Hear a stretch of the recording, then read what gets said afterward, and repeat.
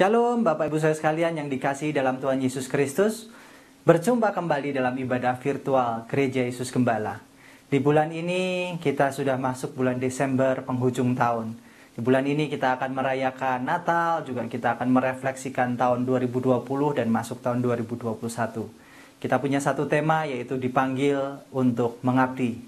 Kata mengabdi ini menarik sekali, dikutip dari Lukas pasal 16 ayat 13a.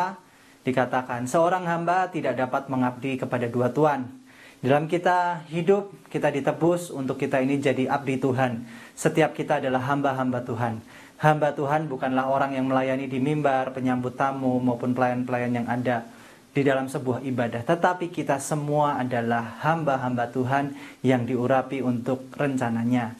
Dan biarlah di bulan ini kita boleh belajar mengenai kata mengabdi kepada Tuhan. Bapak Ibu Saudara yang terberkati dengan channel Yesus Gembala, boleh klik tombol berlangganan dan klik tombol sukai untuk channel ini. Bagi Bapak Ibu Saudara yang suka dengan lagu-lagu, boleh berlangganan channel A Thousand Haleluya dan juga sukai channel ini. Mari kita siapkan hati kita untuk beribadah. Tuhan Yesus memberkati. Shalom Bapak Ibu yang dikasihi Tuhan. Bertemu lagi dalam virtual service Gereja Yesus Gembala.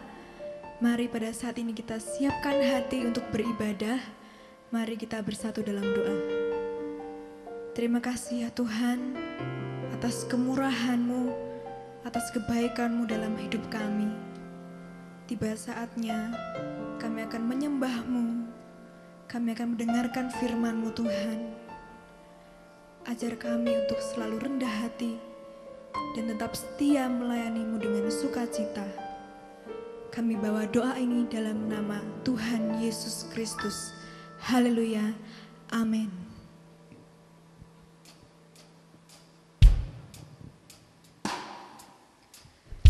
Basuh hati kami Tuhan dengan kuat kuasa-Mu. Kami percaya bahwa Roh Kudus-Mu hadir dalam setiap daripada kami di tempat ini. Haleluya. Angkat pujian ini dengan sukacita.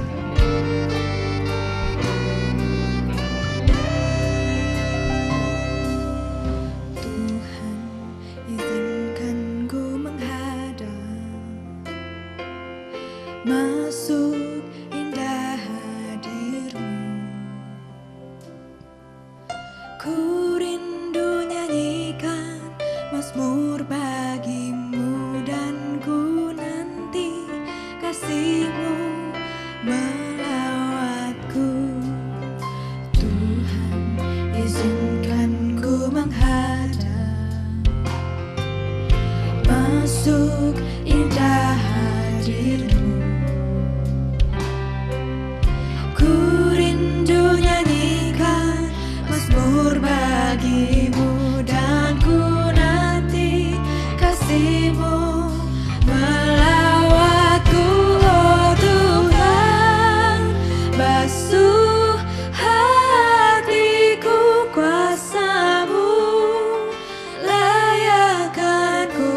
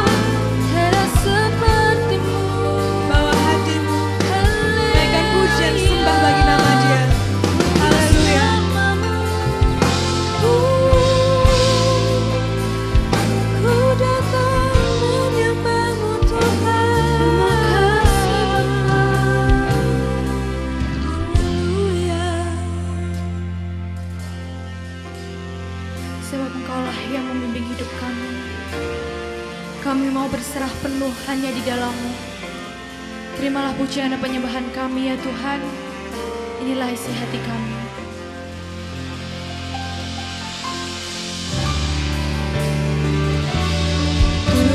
Tuhanlah yang membimbingku, tanganku dipegang teguh, hatiku berserah penuh, tanganku dipegang teguh.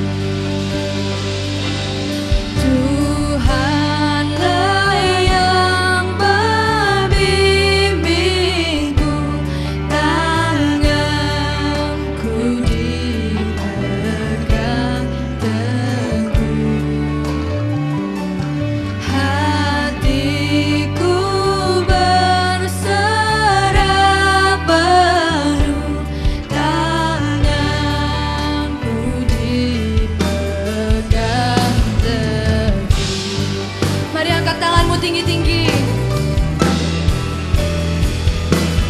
Tuhanlah yang membimbingku, tanganku dipegang teguh, hatiku berserah penuh, tanganku dipegang teguh, tanganku dipegang teguh, tanganku dipegang teguh.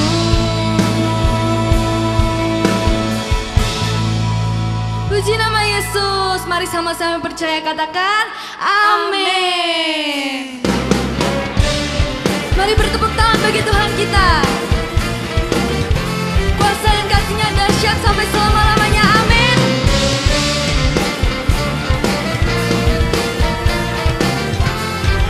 Mari sama-sama katakan.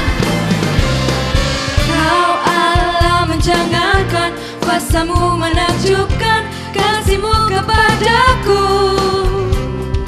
Kala Kau buka jalan yang telah Kau tetapkan, tiada yang menutupnya.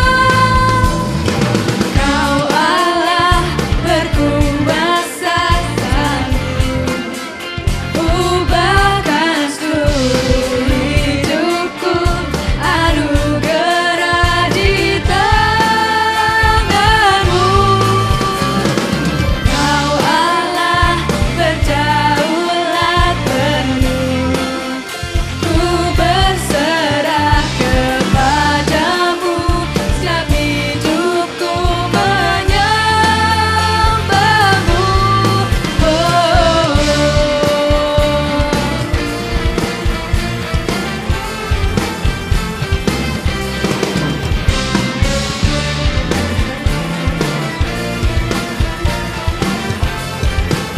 Mari sama-sama katakan. Kau Allah menjangankan, kuasa-Mu menakjubkan, kasih-Mu kepadaku. Kala Kau buka jalan yang telah Kau tetapkan, tiada yang menutupnya. Kau Allah berkuasa sanggup, ubahkan seluruh hidupku, anugerah di tangan-Mu.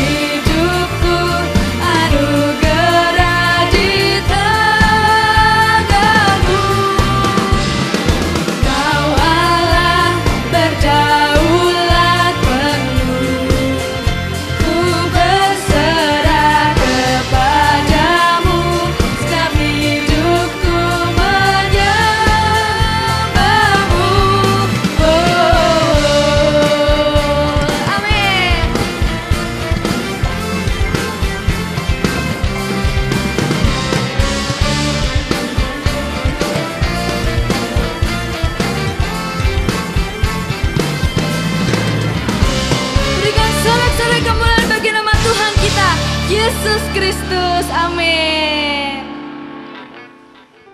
Marilah kita masuk lebih dalam hadirat Tuhan, sebab Ia telah lahir ke dunia karena karya penyelamatannya kita bisa ada sampai saat ini. Mari kita sembah dan puji nama Dia. Haleluya.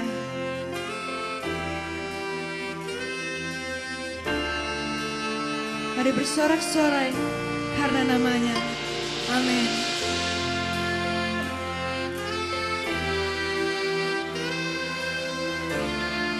Mari angkat suaramu.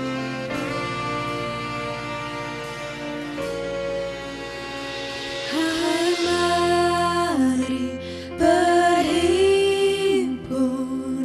dan bersukaria. Mari semua ke Betlehem. Lihat yang lahir, Raja balas surga. Sembah dan puji Dia. Mari sembah Dia. Haleluya. Sembah dan puji Dia, Tuhanmu.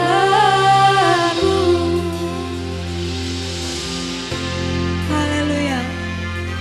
Dialah terang yang datang ke dunia. Yesus Kristus Tuhan. Terang yang ilahi, Allah yang sejati telah turun menjadi manusia.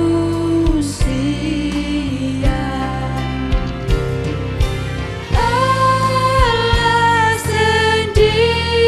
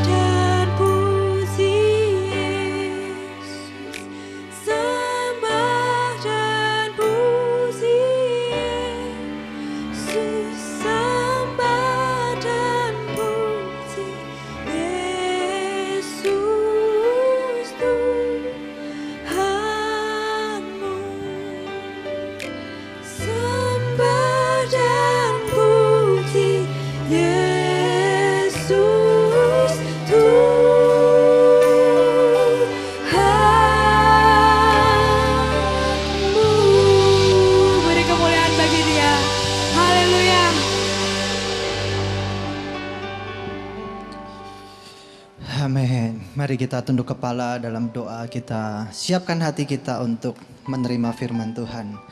Bapa, dalam nama Tuhan Yesus Kristus, terima kasih untuk kesempatan kali ini. Kami percaya pada saat ini kami mengikuti ibadah virtual ini karena Engkau punya rencana, maksud, tujuan bagi kami. Tuhan, berbicaralah melalui hamba-Mu dalam kelemahan keterbatasannya, sehingga apa yang hamba-Mu katakan adalah hati-Mu sendiri. Dan biarlah setiap kami Tuhan, Kau urapi, Kau perlengkapi dengan Roh-Mu. Berkati kami untuk mengerti, berkati kami untuk menerima firman-Mu, dan terlebih berkati kami dengan hati seperti tanah yang subur. Sehingga saat firman-Mu jatuh dalam tanah hati kami, firman itu akan berbuah berkali-kali lipat dalam kehidupan kami. Dan biarlah kami boleh memberkati orang di sekitar kami. Terima kasih Tuhan, dalam nama Tuhan Yesus Kristus kami sambut firman-Mu. Semua yang percaya katakan haleluya, amin. Shalom Bapak Ibu Saudara sekalian, apa kabar semua? Gak kerasa kita udah di bulan ke-12, bulan terakhir. Sebentar lagi kita merayakan Natal, juga ganti tahun.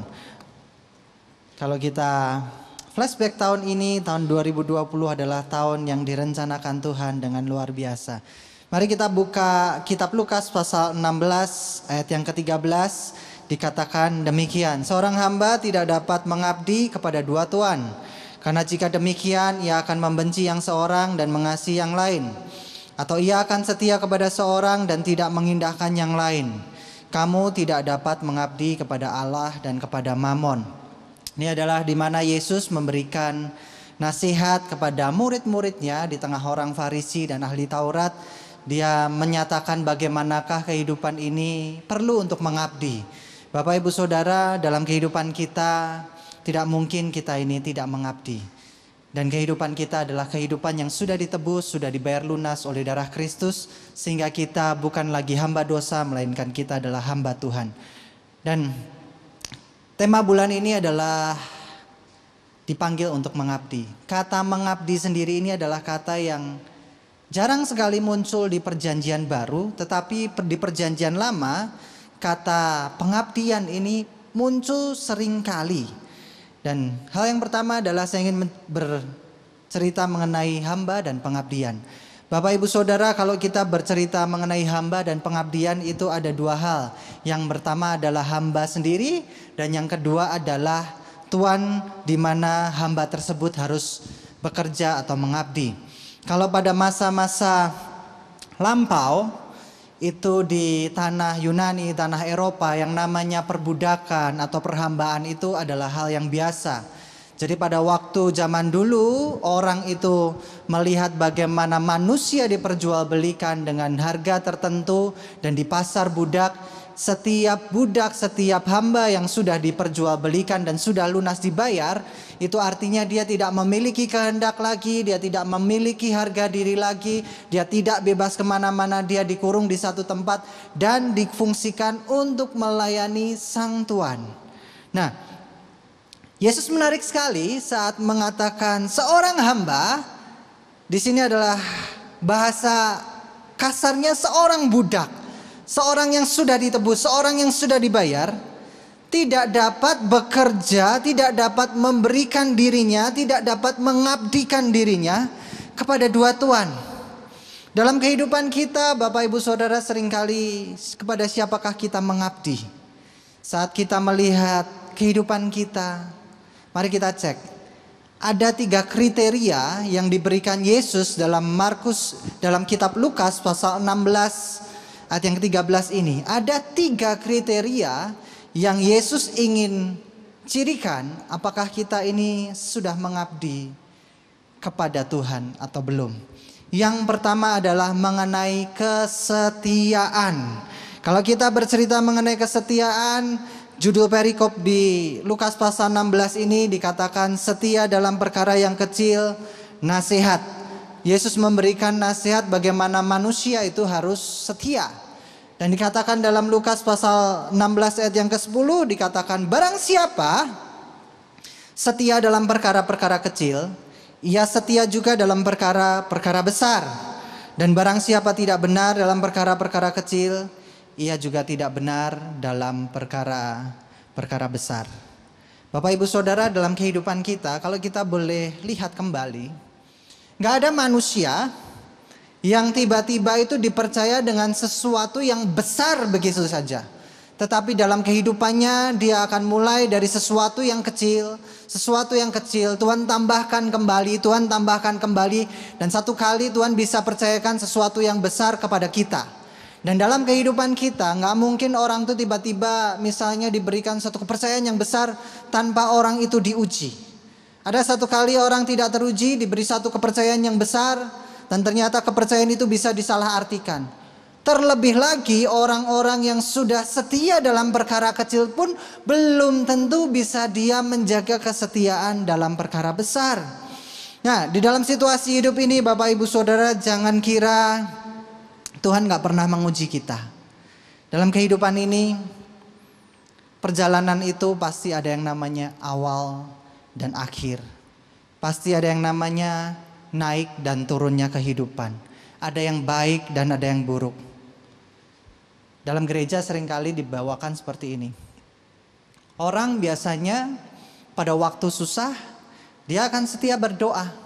Tetapi pada waktu dia sudah mendapatkan jawaban doa, ternyata orang tersebut sudah melupakan Tuhan kembali.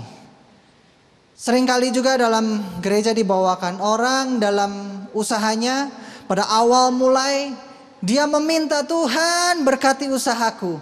Tetapi saat Tuhan sudah berkati usahanya, dia lupa sama Tuhannya. Orang seringkali setia dalam perkara kecil itu susah banget. Yang namanya perkara kecil itu seringkali hal-hal yang remeh. Kita berdoa, kita membaca Alkitab, kita mendevosikan waktu-waktu kita untuk Tuhan. Itu perkara yang kecil. Tetapi saat waktu yang tadinya tidak kita pakai untuk apa-apa, kita dipakai untuk devosi untuk Tuhan, kita pakai untuk berdoa, kita pakai untuk membaca Alkitab, kita pakai untuk bersaat teduh. Dan saat kita sibuk, masihkah perkara kecil mengenai pengelolaan waktu yang Tuhan berikan sama seperti dulu masih bisa kita kelola? Paulus juga memberikan satu teguran kepada teman-teman pelayanannya. Dikatakan demikian dalam Galatia pasal 3 ayat 3. Adakah kamu sebodoh itu? Kamu telah memulai dengan roh, maukah sekarang kamu mengakhirinya dalam daging? Bapak Ibu Saudara, kalau kita berbicara mengenai cinta mula-mula seperti yang dibawakan dalam kitab Wahyu, Tuhan akan memuntahkan orang yang suam-suam kuku. Bahkan Tuhan itu mengingatkan, jangan lupakan cinta mula-mula. Orang yang punya cinta mula-mula dalam kehidupannya, itu menarik sekali. Bagi Bapak Ibu Saudara yang sudah punya pasangan hidup, ingat enggak?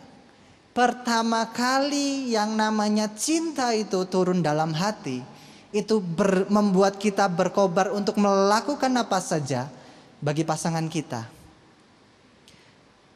Pada awalnya kita dalam pelayanan, dalam kehidupan bergereja, saat kita terima Yesus sebagai juru selamat, cinta mula-mula itu Tuhan pasti taruh. Nah, setiap orang yang percaya, setiap orang yang mengaku dengan mulut dan hati, Tuhan taruh Roh Kudus di situ. Dan saat ada Roh Kudus dalam kehidupan kita, Dia akan membangkitkan kehidupan rohani kita. Nah, kehidupan rohani yang dibangkitkan pertama kali ini adalah cinta mula-mula. Orang yang pertama kali mengenal cinta mula-mulanya, dia akan setia berdoa, dia akan setia baca Alkitab, dia akan setia melakukan sesuatu yang rohani. Tetapi berjalannya dengan waktu, cinta mula-mula ini bisa hilang. Dan kemudian saat hilang, hal yang rohani itu kita gantikan dengan kehidupan daging. Kita mulai malas, kita mulai mengabaikan, kita mulai tidak memperhatikan kehidupan rohani kita. Hal yang kedua, saya ingin bercerita mengenai orang yang mempunyai pengabdian. Yesus katakan dia akan punya perhatian terhadap kerohaniannya. Katakan demikian, seorang hamba tidak dapat mengabdi kepada dua tuan, karena jika demikian ia akan membenci yang seorang dan mengasihi yang seorang, atau ia akan setia kepada yang seorang dan tidak mengindahkan yang lain. Tidak mengindahkan di sini adalah memberi perhatian. Secara langsung saat kita memberi pada perhatian kepada Allah, itu akan susah sekali. Bahkan Yesus pada Lukas pasal 16 ayat 13 ini mempertemukan kepada dua sosok. Dikatakan engkau nggak bisa menghambakan dirimu kepada dua tuan. Engkau bisa jadi hamba Allah atau hamba Mamon. Kenapa Tuhan bawakan Mamon di sini? Bapak Ibu Saudara, kalau kita lihat bagaimana perjalanan orang Israel itu masuk dalam tanah perjanjian, Mamon ini adalah dewa kesuburan, dewa yang sanggup memberkati, yang sanggup mengubahkan kehidupan susah menjadi gampang dan enak. Nah, disinilah Bapak Ibu Saudara, kita sebagai orang Kristen bisa menjadi orang Kristen yang tidak menghambakan diri kepada Tuhan, tetapi menghambakan diri kepada berkatnya Tuhan. Gampangnya gini deh. Ada satu kali warung yang kosong. Warung yang kosong ini dalam beroperasinya si pemilik ini mulai putus asa. Kemudian supaya dia rame, si pemilik warung ini kemudian nemuin orang yang namanya ahli jampi-jampi atau penjual makhluk yang bisa meramaikan dagangannya. Kemudian dia temuin si orang yang bisa meramaikan dagangannya ini, bercerita, "Pak, saya siap mengabdikan diri saya. Yang penting pokoknya warung saya rame. Apa saja saya berikan." Kemudian terjadilah transaksi antara si pemilik kuasa gelap ini dan pemilik warung. Saat pemilik warung ini sudah menghambakan diri pada kuasa gelap itu, kuasa gelap itu memang benar bisa memberikan warung yang nggak enak jadi rame. Tapi jangan kita pikir semua warung nggak enak itu pasti pakai jin kalau dia rame. Belum tentu. Kadangkala ada warung yang nggak enak rame karena apa? Posisinya, terus pelayanannya cepat, kemudian tempatnya enak. Kadangkala kita ini, wah warungnya rame tapi nggak enak, pasti pakai penglaris. Belum tentu. Saya cuma mengandaikan bisa jadi yang namanya kuasa gelap itu jadi jawaban bagi Bapak Ibu Saudara. Hal yang menarik adalah demikian. Ada pemilik warung Kristen, karena dia nggak rame, kemudian dia kunjungi hamba Tuhannya, dia cerita sama hamba Tuhannya, "Pak, doain warung saya, berkati warung saya Pak. Kalau warung saya ini nggak rame, saya mau makan gimana Pak?" Kemudian hamba Tuhan ini berikan satu solusi yang menarik. Dia doakan minyak, dia kasihkan kepada si pemilik warung.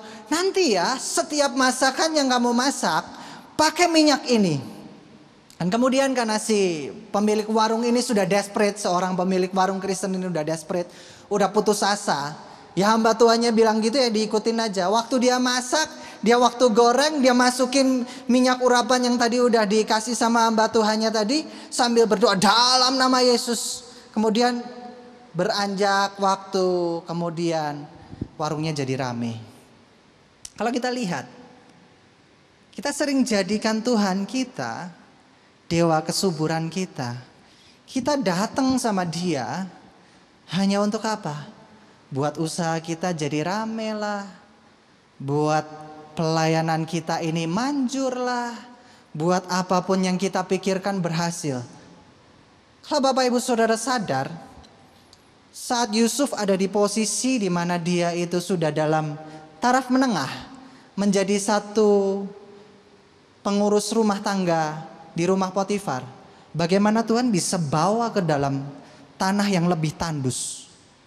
Tetapi sekali-kali Yusuf gak pernah yang namanya komplain sama Tuhan. Bahkan Yusuf tidak pernah memakai cara-cara yang aneh.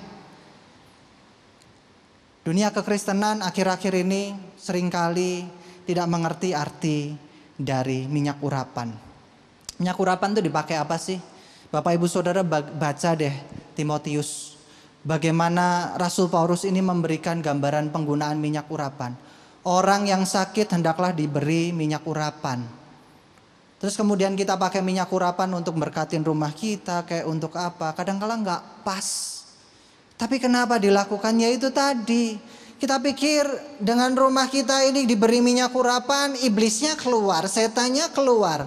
Tapi dalam rumah tangga itu nggak ada cinta antara suami dan istri, nggak ada cinta antara anak dan ayah, nggak ada satu kesatuan antara keluarga itu, ya percuma. Mau diurapin sama siapapun, mau pakai jeligen seperti apapun, mau siapapun yang datang, ngurapin rumah ya percuma. 2 Timotius pasal 3 ayat 5 dikatakan demikian. Secara lahiriah mereka jalankan ibadah mereka, tapi pada hakikatnya mereka ini memungkiri kekuatannya. Jauhilah mereka itu. Orang ibadah datang, puji sembah Tuhan, angkat tangan, nyanyi haleluya, iya semua aminkan firman Tuhan. Tapi begitu Tuhan bawa ke satu titik di mana dia tidak nyaman, dia langsung komplain sama Tuhan. Dia langsung bilang sama Tuhan, Tuhan kau nggak adil, Tuhan kau nggak ada. Ngomong sepertinya mudah ya Bapak Ibu Saudara. Kita harus terima apa yang katakan tidak baik dari Tuhan. Tahukah, saya teringat akan satu hal. Mazmur pasal 23 dituliskan menarik sekali demikian. Meskipun aku berjalan dalam lembah kelam, namun gadamu dan tongkatmu itu beserta aku. Gada dan tongkat ini bercerita mengenai pimpinan Tuhan dan pemeliharaan Tuhan. Saat Daud menuliskan itu, dia sedang masuk lembah kelam, masuk satu masa di mana dia mengalami sesuatu yang gak enak. Tetapi dia tahu bahwa dia masuk sesuatu yang gak enak itu karena pimpinan Tuhan. Dan pada waktu dia mengalami sesuatu yang gak enak itu, dia tetap merasakan pemeliharaan Tuhan. Orang zaman sekarang, pada waktu dia masuk masa kelam, masa gak enak, komplainnya sama Tuhan udah kayak komplain sama customer service, online service saja. Bapak, ini kenapa? Barang yang saya beli gak berfungsi dengan baik. Maksudnya apa? Kadang-kadang kita jadikan Tuhan itu kayak customer service kita aja. Kita minta apa, Tuhan harus kasih apa yang kita mau. Kata hamba itu mengartikan kita ini posisinya bawah, Tuhan itu posisinya atas. Kenapa kita menjadikan Tuhan di bawah, kita di atas? Saya suka sekali kata pengabdian ini. Karena kata pengabdian seringkali sudah hilang dalam kehidupan kita. Orang ngabdi di gereja. Yang namanya abdi itu apa Bapak Ibu Saudara? Nggak dapat bayaran apa-apa. Yang kata abdi, kata budak itu dibayar sekali lunas sudah nggak perlu apa-apa. Kalau nggak dikasih makan sama tuannya, dibiarkan mati kelaparan, ya sudah itu jadi kehidupannya. Tapi puji Tuhan, kita punya Tuhan yang sangat baik. Kita punya Tuhan yang sangat memelihara kita. Kalau dalam kehidupan ini Bapak Ibu Saudara punya perhatian kepada Tuhan, perhatikanlah cara hidup kita. Jangan sampai membawa apa yang namanya kita sembah Tuhan, hanya kita butuh berkat-berkatnya saja. Yang ketiga, yang terakhir, kriteria yang terakhir mengenai pengabdian adalah kata cinta. Saya refleksi sedikit deh. Saya udah punya istri. Saya rela melakukan apapun untuk istri saya karena saya cinta istri saya. Mati-matian. Meskipun itu kadang membuat saya nggak nyaman. Kenapa saya mau melakukan itu? Cinta. Kata cinta di dalam sebuah keluarga itu akan berefek kepada pengabdian. Seringkali kita ini mencintai istri kita pakai kekuatan kita. Sehingga kita mengabdikan hidup kita sama istri kita atau pasangan kita. Tapi saya beda banget. Saya abdikan hidup saya sama Tuhan. Saya cinta sama Tuhan. Saya mau melakukan apapun yang Tuhan suruh. Di dalam kehidupan keluarga saya pakai cintanya untuk melayani dan memberikan cintanya Tuhan di dalam keluarga saya. Kenapa banyak keluarga gagal? Kenapa banyak keluarga itu menyerah sampai dia katakan, Pak, saya gak ketemu titik temu antara saya dan istri saya.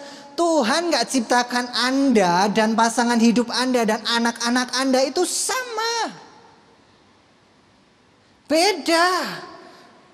Tuhan ciptakan anak, istri dan saudara, bahkan saudara kandung, bahkan ayah ibu bahkan ayah, ibu, dan engkong, bahkan mertua, itu nggak ada yang cocok. Nggak ada yang cocok.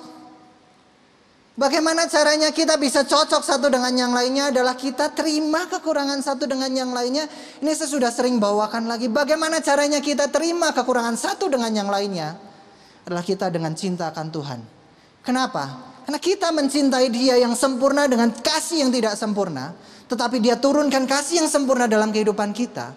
Supaya mata kita melihat seperti Yesus melihat kita. Kata cinta ini menarik banget Bapak Ibu Saudara. Oke. Tadi saya sudah bawakan mengenai keluarga. Sekarang di gereja kita sedang beribadah. Bisa nggak yang namanya imam, hamba Tuhan tidak mencintai gereja, tidak mencintai rumah Tuhan, tidak mencintai apa yang dipercayakan dalam hidupnya? Bisa banget. Mari kita buka kitab 2 Raja-Raja pasal 12 ayat 4. Ini menarik banget ceritanya. Pada waktu itu sudah pergantian raja dan ada Raja Yoas dan para imam. Nah, pada waktu itu bait Allah itu kurang bagus. Kemudian Yoas ini pengen bait Allah itu direnovasi. Dan kemudian dalam 2 Raja-Raja pasal 12 ayat 4 dikatakan demikian. Berkatalah Yoas kepada para imam, segala uang yang dibawa ke dalam rumah Tuhan sebagai persembahan kudus, yakni uang masuk untuk pencatatan jiwa, uang tebusan jiwa menurut penilaian yang berlaku untuk seseorang, dan segala uang yang dibawa ke dalam rumah Tuhan karena dorongan hati seseorang. Catat, ada kata dorongan hati seseorang, bukan karena hukum-hukum Taurat. Makanya Bapak Ibu Saudara yang memberikan persembahan, berikan uang karena hukum Taurat, karena kata pendeta, ganti dengan bagaimana Tuhan yang sudah mencintai kita mendorong kita untuk melakukan yang baik di hadapannya. Kemudian dilanjutkan demikian pasal 12 ayat 5. Baiklah para imam sendiri menerimanya masing-masing dari kenalannya dan memakainya untuk memperbaiki yang rusak pada rumah itu di mana saja terdapat kerusakan. Wajar Bapak Ibu Saudara, yang namanya barang dipakai itu rusak. Misalnya saya punya mic ini juga ada umurnya, mungkin 5 tahun lagi, 6 tahun lagi rusak. Ya kalau sudah rusak diapain? Ganti. Masa terus khotbahnya nggak pakai mic? Ya kalau rusak diganti, diperbaiki, dilakukan sesuatu untuk jadi baik lagi. Yang terjadi adalah demikian. Uang yang seharusnya untuk memperbaiki bait Allah, untuk memperbaiki rumah Tuhan, demikian. Tetapi dalam tahun ke-23 zaman Raja Yoas, para imam belum juga memperbaiki kerusakan rumah itu. Kalau Bapak Ibu tanya sama saya, ada nggak hamba Tuhan, pendeta, pelayan Tuhan nggak cinta sama pekerjaan Tuhan? Banyak. Karena dari dulu zamannya raja-raja sudah terjadi seperti itu. Pada waktu dikasih duit, dikasih untuk membangun bait Allah, dikasih untuk renovasi, dikasih untuk apa? Yang dipakai adalah untuk perut mereka. Lihat bagaimana kehidupan orang yang peka akan suara Tuhan yang namanya Eli. Lihat bagaimana kehidupan Hofni sama Pinehas. Kacau balau. Bagaimana kehidupan Samuel. Melihat kehidupan anak-anaknya. Kacau balau. Ada nggak hamba Tuhan nggak cinta sama pekerjaan Tuhan? Ada. Kita lihat seorang raja yang bernama Yoas, bukan imam, justru mencintai rumah Tuhan yang bukan pekerjaannya, yang bukan tanggung jawabnya, jauh melebihi dari imam-imam yang ada. Pada saat itu justru Yoas mengambil alih, ya sudah, persembahan aku kelola, aku pakai, bagaimana aku mau memanfaatkan uang, itu adalah hakku. Dan kemudian di tahun-tahun berikutnya Yoas merenovasi bait Allah, Yoas merenovasi semua yang rusak, dan membuat bagaimana kehidupan imam itu tidak ditelantarkan. Menarik ya Bapak Ibu Saudara. Kalau kita lihat, Pak, ini sudah mau akhir zaman. Hamba Tuhan sudah bukan sebagai penyambung lidah Tuhan lagi. Hamba Tuhan sudah kehilangan urapannya. Dari zaman dulu juga udah. Banyak nabi-nabi palsu dari zaman dulu. Kalau kita lihat, jabatan tidak menentukan fungsinya. Harusnya kalau kita bicara bait Allah, kita bicara pekerjaan Tuhan, imam dan Lewi harus jadi nomor 1 di depan untuk memperbaiki semuanya. Yesus mengutip kitab Mazmur pasal 69 ayat 9 dikatakan demikian. Sebab cintamu untuk rumahmu itu menghanguskan aku. Ini ayat yang saya suka sekali. Pada waktu saya mendengar ini pertama kali, ayat itu nancep banget sama saya. Sebelum bahkan jauh saya belum jadi hamba Tuhan. Nancapnya gini Bapak Ibu Saudara. Dikatakan, oleh karena cinta akan rumahmu itu menghanguskan aku. Itu artinya apa? Saat ada cinta akan rumah Tuhan itu membakar semangat bagaimana membangun bait Tuhan yang benar. Pada masa sebelum Daud, gak ada raja yang peduli akan yang namanya pembangunan bait Allah. Pada waktu itu bait Allah ya dibiarkanlah, ada tenda lah, ada apa. Tapi pada waktu zamannya Raja Daud itu menyiapkan kayu, menyiapkan emas, menyiapkan perak, menyiapkan semuanya untuk membangun bait Allah. Tapi seorang nabi berkata pada Daud demikian, Daud, rumah Tuhan gak dibangun di zamanmu karena engkau ini penuh darah, engkau berdosa, tetapi anakmu lah yang akan membangun. Kalau orang yang namanya cinta Bapak Ibu Saudara, ada pengabdian dalam hidupnya. Dia gak peduli akan diterima, dia akan dapat penghargaan, dia akan dapat sesuatu yang namanya disanjung orang atau enggak. Kalau Daud gak cinta akan rumah Tuhan, kalau Daud gak cinta banget sama yang namanya pembangunan bait Allah, dia bilang gini, yang bangun bukan aku, yang terima penghargaan bukan aku, yang terima semua nanti kalau sudah jadi toh bukan aku. Buat apa aku siapin material-material untuk pembangunan? Kalau orang gak ada rasa cinta, dia gak akan ada pengabdian. Tapi pada waktu Daud sudah beranjak tua, yang dia ceritakan sama Salomo bukannya bagaimana mengelola kerajaan. Lihat bagaimana Daud melengsarkan kekuasaannya. Daud mengatakan demikian, anakku, ini ada emas, ini ada perak, ini ada kayu. Pakai ini untuk membangun rumah Tuhan supaya Tuhan bertahta dan bersemayam di muka bumi ini, supaya di mana di situ ditinggikan namanya, Tuhan hadir. Kalau orang udah cinta, maka yang namanya kesetiaan itu akan ada. Yang namanya perhatian juga ada. Kalau orang sudah cinta, Daud yang awalnya seorang pemelihara kambing domba cuma 10, menjadi raja yang dielu-elukan, menaklukkan banyak bangsa. Bahkan seorang Daud itu bisa membuat sebuah kerajaan besar ini gemetar. Dia gak berubah. Mau masa susah dia cinta Tuhan, dia mau masa di atas dia akan cinta Tuhan. Karena apa? Dia tahu cintanya akan Tuhan itu membuat dia setia dan membuat dia mengabdi. Kalau orang ada cinta sama Tuhan, dia akan membuat, dia akan perhatian sama pekerjaan Tuhan. Dan dia mengabdikan hidupnya untuk pekerjaan Tuhan. Sebagai kesimpulan Bapak Ibu Saudara, pengabdian itu bukan soal jabatan kita, siapa kita. Pengabdian adalah soal bagaimana kita memahami penebusan Tuhan Yesus Kristus. Yang kita adalah makhluk yang ada di dalam dosa, harusnya kita mendapatkan yang namanya maut. Tapi Tuhan tebus supaya kita ini menjadi tahir kembali. Dan saat kita tahir kembali, kita dipakai untuk menjadi hamba Tuhan. Artinya adalah Tuhan gak peduli kedudukan Bapak Ibu Saudara, status sosial kehidupan Bapak Ibu Saudara. Tuhan juga gak peduli bagaimana Bapak Ibu Saudara itu hidup.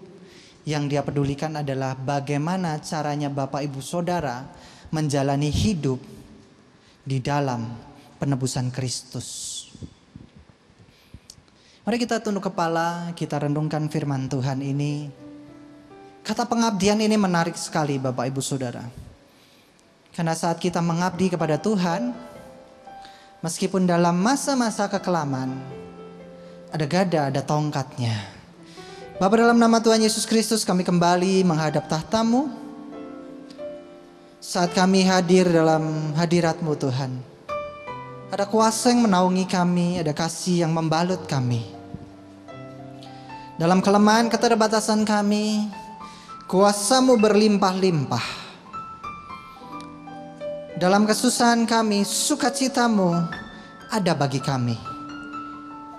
Dalam keputusasaan kami, iman kami membawa kepada pengharapan yang kekal. Kesempatan kali ini bawa kami untuk masuk dalam hadirat-Mu, mencari wajah-Mu, menemukan kasih-Mu. Terima kasih Tuhan, terima kasih Yesus. Hamba-Mu selesai berbicara, tapi Roh Kudus membawa kami menikmati firman-Mu lebih lagi. Mari kita siapkan hati kita untuk kita naikkan sebuah pujian. Haleluya.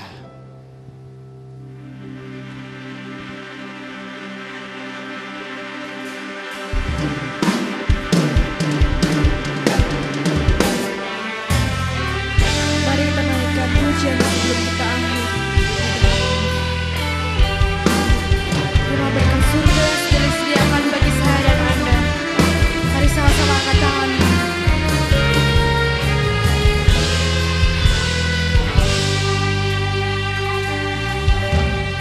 Tuhan berjanji akan memberkati. Dia turunkan hujan pada masanya. Tuhan berjanji akan melimpahi. Dia pastikan tanah memberi hasilnya. Kita akan kenyang oleh kebaikan Tuhan. Diam di negeri aman tentera, dalam perlindungan tangannya. Sebab Tuhanlah letakkanku ke atasku dan menegakkan langkah hidupku. Dalam naungannya damai sejahtera.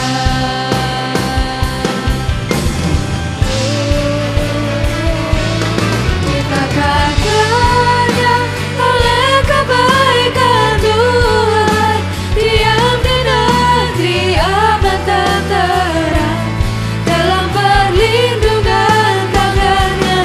Sebab Tuhanlah letakkanku ke atasku dan menegakkan langkah hidupku. Dalam naungannya damai sejahtera. Dalam naungannya segala sukacita. Selama-lamanya Tuhan Yesus berjanji. Amin. Mari kita siapkan hati kita, kita terima berkat anugerah Tuhan. Murid Yesus Gembala, terimalah berkat jasmani, jiwani, dan rohani dalam keluargamu, pekerjaanmu, studimu, pelayananmu, dan komunitasmu. Diberkatilah engkau dengan kehidupan kekal. Diberkatilah engkau dengan hikmat ilahi. Diberkatilah engkau dengan kekuatan dan pengharapan kekal. Diberkatilah engkau dengan kekayaan dan kemuliaan Tuhan. Diberkatilah engkau selalu dalam damai sejahtera dan sukacita. Diberkatilah engkau dalam terang kasih dan iman sejati. Dialah Tuhan yang tidak berubah sekarang dan selama-lamanya, yang menghadapkan wajahnya padamu, menyertai engkau selamanya, untuk memberitakan kabar baik sampai ke ujung dunia.